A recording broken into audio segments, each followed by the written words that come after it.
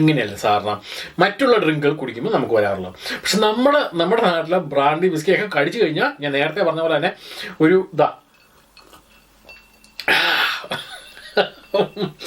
ഇങ്ങനെയൊക്കെയുള്ള പലതരത്തിലുള്ള എക്സ്പ്രഷൻ നമുക്ക് കാണാൻ പറ്റും. ഞാൻ പറഞ്ഞ ശരിയല്ല. എന്തായാലും അങ്ങനെ ഒരു എക്സ്പ്രഷൻ്റെയും ഈ ഒരു മഞ്ഞ ഷോൾഡർ കഴിച്ചാൽ നിങ്ങൾക്ക് വരേണ്ട ആവശ്യമില്ല.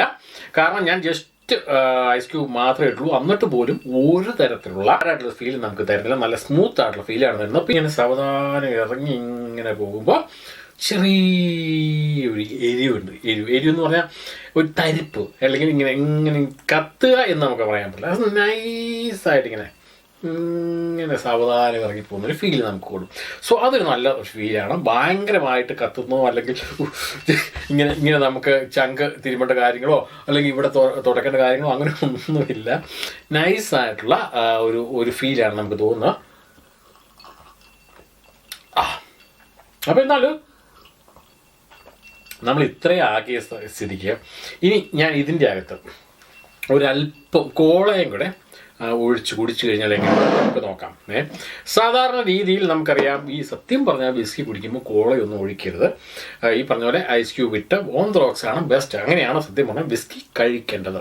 പക്ഷേ ചില ആൾക്കാർക്ക് അതിന് അങ്ങനെ കഴിച്ചാൽ ബുദ്ധിമുട്ടെന്ന് വിചാരിച്ചാണ് പലപ്പോഴും ഈ പറഞ്ഞ പോലെ ഒരല്പം കൂടി വെള്ളം അല്ലെങ്കിൽ സോഡ അല്ലെങ്കിൽ പെപ്സിയൊക്കെ ഉപയോഗിക്കുന്നത്. പക്ഷേ ഇതൊന്നും ഇല്ലാത്തതാണ് ഏറ്റവും നല്ലത്. അപ്പോൾ എന്നാൽ ഞാൻ ഇപ്പം പെപ്സിയും കൂടി ഒഴിച്ചു കഴിഞ്ഞാൽ എങ്ങനെയാവും ഇതിൻ്റെ ടേസ്റ്റ് അറിയാൻ വേണ്ടി മാത്രം ഒരു പെപ്സി പൊട്ടിക്കാം.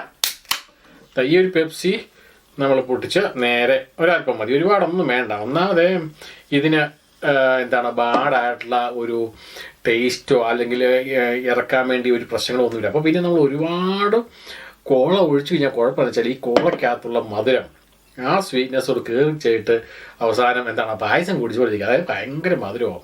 സത്യം പറഞ്ഞാൽ വിസ്കി എന്ന് പറഞ്ഞാൽ അല്ലെങ്കിൽ നമ്മുടെ ഏത് ബ്രാൻഡി ആണെങ്കിലും റമ്മാണെങ്കിലും ഒരിക്കലും ഒരുപാട് മധുരം ആവരുത്. കാരണം വിസ്കിക്ക് അല്ലെങ്കിൽ മദ്യത്തിന് എല്ലാത്തിനും അവൻ്റെ ഒരു സ്പിരിറ്റിൻ്റെ അല്ലെങ്കിൽ അങ്ങനെയുള്ള ഒരു പ്രത്യേക ഫ്ലേവർ ഉണ്ട്. ആ ഫ്ലേവർ അറിഞ്ഞ് കുടിക്കുന്നത് തന്നെയാണ് ഏറ്റവും ബെസ്റ്റ്. അപ്പോൾ എന്നാലും ഞാൻ ഇതിൻ്റെ കൂടെ ഇത് ഒഴിച്ച ശേഷം പെപ്സിയുടെ ഒഴിച്ച ശേഷമുള്ള ടേസ്റ്റ് നോക്കാം.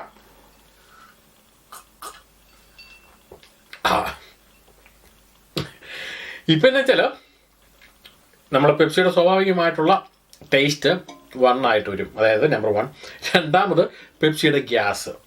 സോ ഇപ്പം നേരത്തെ കഴിച്ചതിൽ നിന്നും ടോട്ടലി ഡിഫറെൻ്റ് ആയിട്ടുള്ള ഒരു ടേസ്റ്റാണ് നമുക്ക് ഫീൽ ചെയ്യുന്നത്. കാരണം പെപ്സിയുടെ ടേസ്റ്റും പെപ്സിയുടെ കാർബൺ ഡൈ ഓക്സൈഡ്, സോ അതിൻ്റെ ഒരു സ്പാർക്ലിങ്, ആ ഒരു സ്പാർക്ലിങ് കൂടെ വരുമ്പോൾ നേരത്തെ കഴിച്ചതിലും എൻ്റെ ഒരു ഡിഫറെൻ്റ് ആയിട്ടുള്ള ടേസ്റ്റാണ് വരുന്നത്. ആ ഒരു സ്വീറ്റ്നെസ് ഒരു അല്പം കൂടി